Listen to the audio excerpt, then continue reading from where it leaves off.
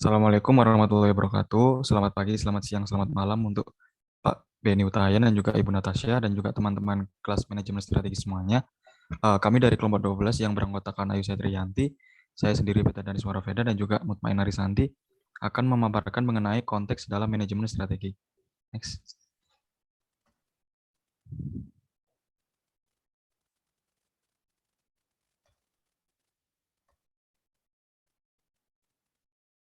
Nah, dalam konteks manajemen strategi itu ada apa aja sih? Nah, untuk bahasanya kurang lebih akan ada yang pertama konteks dalam manajemen strategi dalam konteks organisasi dan juga dalam konteks internasional.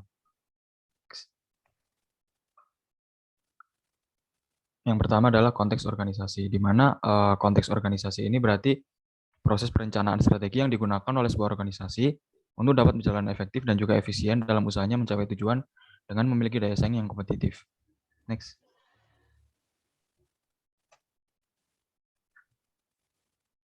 Nah, esensinya sendiri dalam manajemen strategi untuk pengembangan organisasi adalah yang pertama adalah pertumbuhan dan keberlanjutan.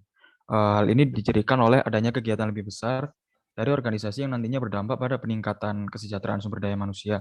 Pencapaian kondisi tersebut didapatkan dari kerjasama antar individu yang mampu mewujudkan sinergi perkembangan organisasi sesuai siklus organisasi yang kedepannya adalah untuk mencapai tujuan-tujuan utama yang ingin dicapai oleh organisasi yang telah ditentukan dari awal.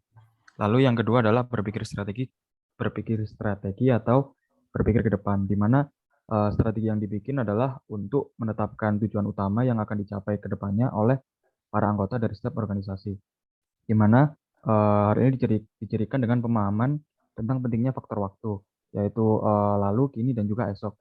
Seperti yang saya bilang tadi bahwa berpikir strategi adalah berkaitan dengan berpikir masa depan, sehingga uh, dalam mengidentifikasi kegiatan yang menjanjikan ke depan yang berbasis pada pemetaan kemampuan yang dimiliki oleh sebuah organisasi dengan secara komprehensif, memperhatikan faktor-faktor makro seperti politik, ekonomi, teknologi, sosial, budaya, dan lain sebagainya.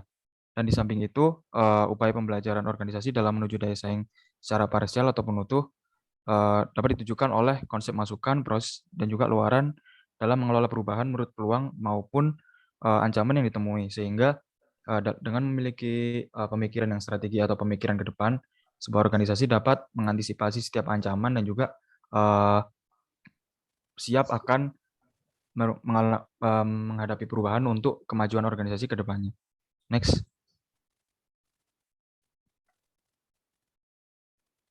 Nah, yang selanjutnya adalah implementasi manajemen strategi dalam konteks organisasi.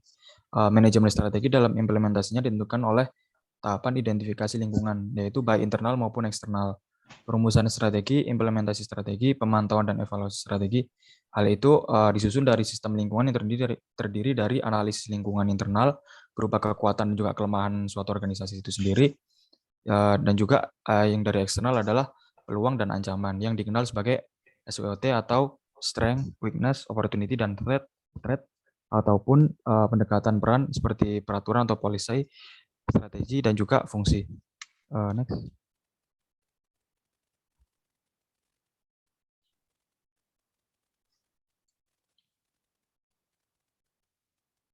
Oke, baik. Selanjutnya akan saya lanjutkan masih dengan yang organisasi, yaitu langkah dalam pengembangan organisasi. Jadi untuk langkah dalam pengembangan organisasi itu sendiri, yang pertama perlu secara detail mengidentifikasi aktivitas yang perlu dikerjakan, baik secara langsung maupun tidak langsung, sejak disusunnya proposal kegiatan atau TOR, pengujian dan penilaian, proses perencanaan program dan kegiatan, implementasinya, lalu pengendalian, dan juga pengawasannya. Lalu yang kedua, mencari keterkaitan atau linkage dari berbagai aktivitas rantai dari kegiatan tersebut, baik antar aktivitas pokok atau yang menjadi fungsi utamanya, dan juga aktivitas penunjang atau yang menjadi fungsi pelayanannya. Lalu yang ketiga, mencoba mencari sinergi potensial yang mungkin dapat ditemukan di antara output yang dihasilkan oleh setiap aktivitas yang dimiliki oleh tiap-tiap organisasi. Nah, selanjutnya lanjut ke bahasan tahap-tahap dalam manajemen strategi. Ada 3, yang pertama perumusan strategi, yang kedua implementasi strategi, dan yang ketiga evaluasi strategi.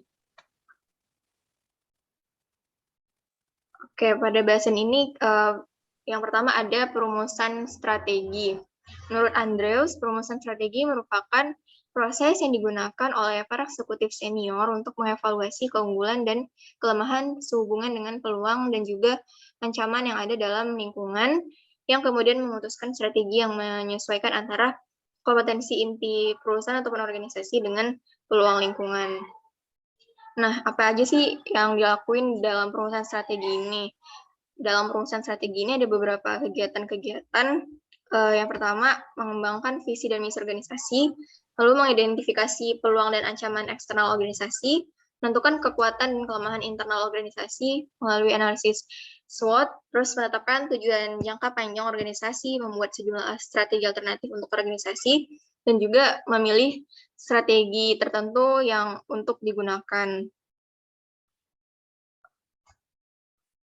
Selanjutnya, implementasi strategi. Dalam implementasi strategi ini sering disebut sebagai fase tindakan manajemen strategis. Implementasi strategi melibatkan pengembangan budaya yang mendukung strategi, menciptakan struktur organisasi yang efektif, mengubah kegiatan pemasaran, menyimpan anggarannya, lalu mengembangkan dan menggunakan sistem informasi, dan juga menghubungkan kompensasi karyawan dengan prestasi organisasi. Menerapkan strategi dari organisasi ini atau implementasi strategi berarti memobilisasi karyawan dan manajer untuk menerapkan strategi yang dikembangkan ke dalam suatu tindakan. Gitu. Lalu yang ketiga ada evaluasi strategi. Jadi setelah ada perumusan, lalu implementasi, dan yang terakhir adalah evaluasi. Evaluasi strategi ini merupakan tahap akhir dari manajemen strategis. Maksud saya manajer harus benar-benar tahu kapan strategi tertentu itu tidak berhasil gitu.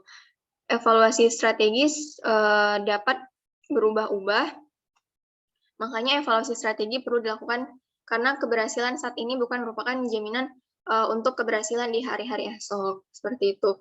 Nah, lalu apa aja sih aktivitas-aktivitas mendasar dalam proses evaluasi strategi ini? Yang pertama, meninjau faktor-faktor eksternal dan internal yang menjadi dasar strategi yang sekarang. Lalu yang kedua, mengukur prestasi. Dan yang ketiga, mengambil tindakan korektif. Jadi dari ketiganya dapat disimpulkan bahwa pengertian dari manajemen strategi yang cukup luas menunjukkan bahwa manajemen adalah suatu sistem dari berbagai komponen yang sebagai satu kesatuan, saling berhubungan, berinteraksi, dan bergerak dalam arah yang sama pada waktu yang bersamaan. Mungkin seperti itu. Selanjutnya. Oke, silakan Maina. Baik, terima kasih. Saya akan menjelaskan tentang konteks manajemen strategi dalam konteks internasional. Manajemen strategi internasional adalah proses perencanaan manajemen yang komprehensif dan berkelanjutan untuk merumuskan dan menerapkan strategi yang memungkinkan sebuah perusahaan untuk bersaing dalam lingkup internasional. Sebelum menerapkan manajemen strategi, perusahaan harus bisa menjawab beberapa pertanyaan dasar seperti produk dan jasa apa yang ingin dijual, bagaimana cara membuat produk atau jasa, bagaimana menjual produknya, bagaimana memperoleh sumber daya, dan bagaimana cara untuk mengungguli para pesaingnya. Boleh di next.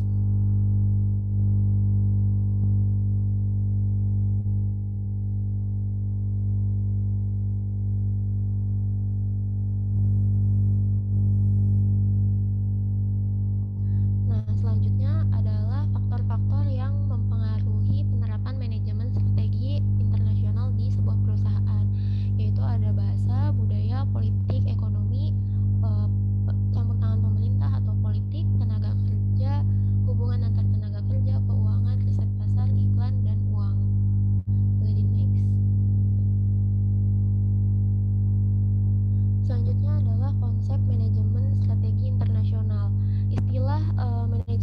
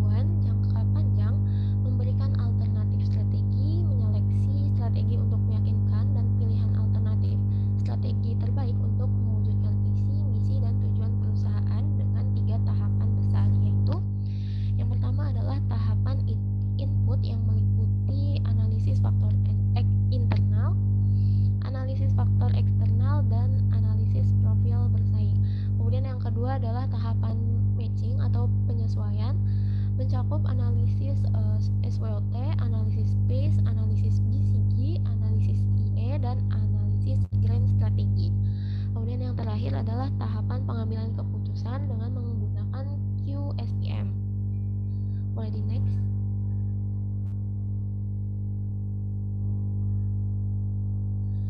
Nah, selanjutnya adalah tantangan manajemen strategi internasional. Menurut Michael A. Porter tahun 1996 dalam Pro Prohim tahun 2015, manajemen strategi memiliki